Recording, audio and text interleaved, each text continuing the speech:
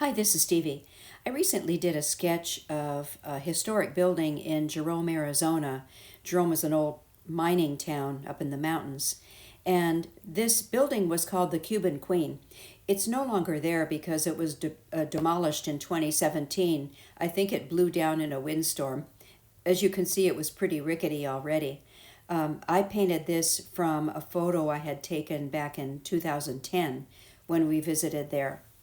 Anyway, I have sped this video way up because the video was so long. It was like an hour and a half, and I didn't think you'd sit through that. So I've sped it way up and just giving you the chance to have a look at how I put in the different elements of the painting. And if you want to look at it in slower motion, you can. You just go to your settings in YouTube, the little gear up at the top right corner of your page, and change the playback speed. I sped it up 4 times, and I don't think you can change it back to the regular speed, but you could change it back to like half the speed that it is, and that would give you enough to be able to really watch and see what I'm doing. But I hope this will give you an idea of the different steps involved. The one thing that I sort of regretted that I did, it turned out okay, but I don't know what I was thinking. The words Cuban Queen, I put them in with ink right before I started painting the sketch, and then I thought, oh no, I'm going to paint the sky, and then what am I going to do with the letters, because I want to put color in the letters too. But I just painted the sky light enough that it didn't matter. At the end, it didn't matter, and you'll see when I lay that color in. But that's something to keep in mind if you're going to do lettering. Just think about that. What's going to be behind the lettering, if anything? And if you're going to have a sky or something else behind the lettering, figure out how you're going to do that. Are you just going to do black letters, or are you going to go back in and make a darker color on the letters? But just something to think about in the planning process. So here you can see I'm just adding color as I go. When I did the sketch for this, the ink sketch, I used a Micron 05 pen. And notice the cracks in the walls. I really wanted them to stand out because this building was so dilapidated. So what I did was I went back and thickened the line in certain places on those cracks to make them look really prominent. And then I did the same thing with that washing machine that's in the front. The inside of the washing machine, I painted that or sketched it in the black ink as well to just make that stand out.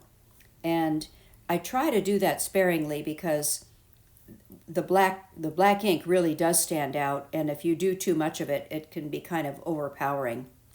So anyway, here are just the steps involved, and all of the windows and the 2 doors were covered up with wood, and so I tried to make it look like wood panels that were covering.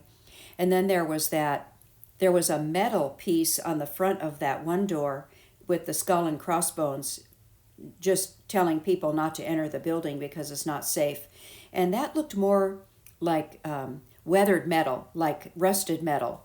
And so I tried to show that as well when I painted that little sign.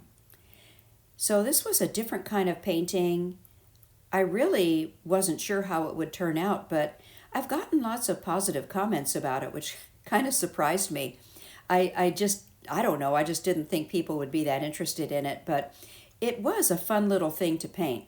And I don't know why I let the photo sit around for so many years before I decided to try and sketch it. But anyway, I encourage you to find things like that too. Maybe photos you've taken of subjects that you think are a little quirky, and give it a try. If nothing else, it'll give you experience at trying different subjects to sketch. And that's really the value is just getting more miles with your pen on sketching. And the more you sketch, the better you'll get. And the more varied your topics get, the broader your range of skills will get. So I encourage you to try that as well. And here I'm almost finished in my sped up version. There were a few little desert type plants around the lot of this. This building sat right on the edge of a hill, so behind it is just a hill. There's nothing there, but there were a few little bushy things, and so I included those. And just trying to make the wood on the doors and windows look a little more authentic with some dry brushing. And I did kind of a minimal amount of work in the front on the ground. You'll see that here in a second. But here I'm starting to add shadows to the building, and this adds a lot of depth and interest in the painting. So always be sure to include your shadows. They make a big difference in the way that your sketch or painting looks. And it helps to, for objects like the washing machine, it helps it to sit down in the painting. And when I'm doing a shadow for the back of the machine and the legs, but see what a difference that makes when I add those shadows. So shadows are always a nice touch, and don't forget them. I often see paintings online where the artist completely forgets shadows, and sometimes objects look like they're floating in space. So just going around, finishing up the different shadows, and then I'll move on to the lettering. I think I had some shadows on those little square motifs. There I'm adding the shadows to those square motifs on the building. And doing a little bit of work in the front, there was some cement area. I tried to show that cement area with the gray color, and then just some desert dirt in front of that. And then on up to the lettering. And I did the lettering. There I was adding some spatters to the front of the building just to add more interest to the building. Again, more shadows. Just double checking things to make sure I've got all the shadows.